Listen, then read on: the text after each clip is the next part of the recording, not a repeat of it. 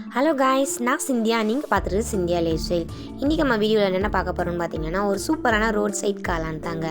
இந்த காளான் சாப்பிட்றதுக்காக நம்ம ரோட் சைட் போக வேண்டாம். வீட்டிலே ஒரு பர்ஃபெக்டான டேஸ்ட்டில் ரோட் சைட் காளான் எப்படி செய்கிறது அப்படின்றத நம்ம இன்றைக்கி வீடியோவில் பார்க்க போகிறோம். வாங்க இது எப்படி செய்யுதுன்னு வீடியோக்குள்ளே போய் பார்க்கலாம். இன்றைக்கி நான் ஒரு 150 கிராம் கோஸ், 150 கிராம் காளான் எடுத்து வச்சுருக்கேன். நான் ஃபுல்லாகவே காளானில் பண்ண போகிறதில்ல. கோஸு பாதி காளானில் தான் பண்ண போகிறோம்.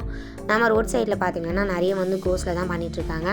நம்ம இது ரெண்டுமே பாதி பாதி போட்டு இது மிக்ஸ் பண்ணி இன்றைக்கி நம்ம காளான் பண்ண போகிறோம். டோட்டலாக 300 கிராம். இதை ஃபஸ்ட் நல்லா கட் பண்ணி வச்சுக்கோங்க. ஃபஸ்ட் இதுக்கு நம்ம மசாலா போட்டு நல்லா ஊற வச்சு அதுக்கப்புறம் நம்ம வறுத்து எடுக்க போகிறோம். அதுக்கான மசாலா என்னென்னு பார்த்திங்கன்னா, நான் இன்றைக்கி மைதா ஃபஸ்ட்டில் ஆட் பண்ண போகிறேன். ஒரு 6 ஸ்பூன் மைதா ஃபஸ்ட்டில் நம்ம போட்டு வச்சுக்கலாங்க. நீங்கள் அளவு அதிகமாக செஞ்சிங்கன்னா இதையே மல்டிப்ளை பண்ணிக்கலாம். மைதாக்கு அப்புறம் 1 ஸ்பூன் கார்ன்ஃப்ளவர் மாவு போட்டிருக்கேன். 1/2 ஸ்பூன் கரம் மசாலா, 1 ஸ்பூன் வெறும் மிளகாத்தூள் போட்டுக்கோங்க. அதே காஷ்மீர் மிளகாத்தூள்னா 1/2 ஸ்பூன் போட்டுக்கலாம். அடுத்து மஞ்சத்தூள் 1/4 ஸ்பூன், இஞ்சி பூண்டு பேஸ்ட் ஒரு 1/2 ஸ்பூன் போட்டுக்கலாம்.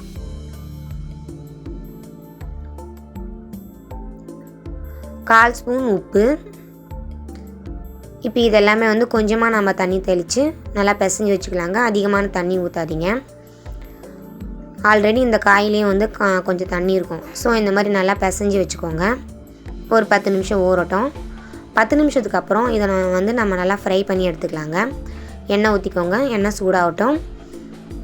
கொஞ்சம் கொஞ்சமாக காளான் போட்டு நம்ம வறுத்து வச்சுக்கலாங்க. ஸ்டவ் மீடியம் ஃப்ளேம்லேயே வச்சு கருகாத அளவுக்கு அழகாக எல்லாத்தையும் நல்லா வறுத்து வச்சுக்கலாங்க.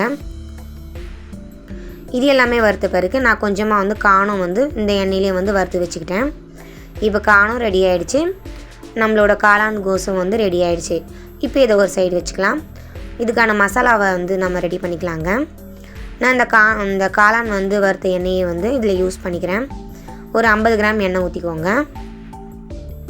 எண்ணெய் சூடானதும் ஒரு மீடியம் சைஸ் வெங்காயம் சின்ன சின்னதாக கட் பண்ணி போட்டுக்கலாம். கொஞ்சம் கருவேப்பிலை அதையும் நறுக்கி போட்டிருக்கேன். இப்போ இது ரெண்டையும் போட்டு நல்லா கிளறி விட்டுட்டே இருங்க. இந்த அளவுக்கு ரொம்ப தீயாத அளவுக்கு கோல்டன் ப்ரௌன் கலர் வேண்டாம். இந்த அளவுக்கு வந்தோன்னா ஒரு 1/2 ஸ்பூன் இஞ்சி பூண்டு பேஸ்ட் போட்டுக்கோங்க. அதையும் போட்டு நல்லா கிளறிட்டுருங்க. அடுத்து டொமேட்டோ சாஸ் ஒரு 4 ஸ்பூன் ஊற்றிக்கலாம். Green chilli sauce 1 spoon, soya sauce 1 spoon. இது எல்லாமே போட்டால் தான் நம்மளுக்கு டேஸ்ட் நல்லா இருக்குங்க. காரம் ஒரு பக்கம், இனிப்பு ஒரு பக்கம், ரெண்டுமே நல்லாயிருக்கும். அடுத்து வெறும் மிளகாத்தூள் ஒரு ஸ்பூன் போட்டுக்கோங்க. ஒரு 1/4 ஸ்பூன் உப்பு போட்டுக்கலாம். ஆல்ரெடி காளான் வறுத்து வச்சதுலேயே உப்பு இருக்கும். ஸோ பார்த்து போட்டுக்கோங்க. இது எல்லாமே போட்டு நல்லா ஒரு 2 நிமிஷம் இந்த எண்ணெயிலே வதங்க விட்டுட்டு இந்த தண்ணி இந்த மசாலா கொதிக்கிற அளவுக்கு நம்ம தண்ணி ஊற்றிக்கலாங்க.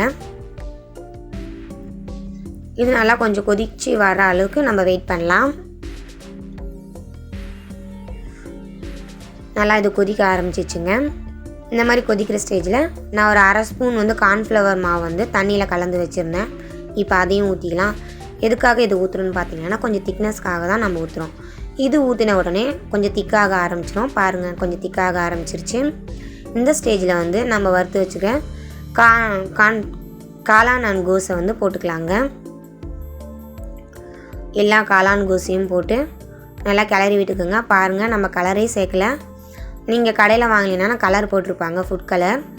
இது நம்ம வீட்டிலே பண்ணுறதால நம்ம கலர் எதுவுமே போடல. நேச்சுரல் கலர், ரொம்ப சூப்பராக இருக்குது பாருங்கள் கலரு. அடுத்து மேலே கொஞ்சமாக கொத்தமல்லி போட்டு ஒரு 2 நிமிஷம் இந்த மசாலா நல்லா கொஞ்சம் வேகிற அளவுக்கு போட்டு நல்லா நம்ம பிரட்டி எடுத்துக்கலாங்க.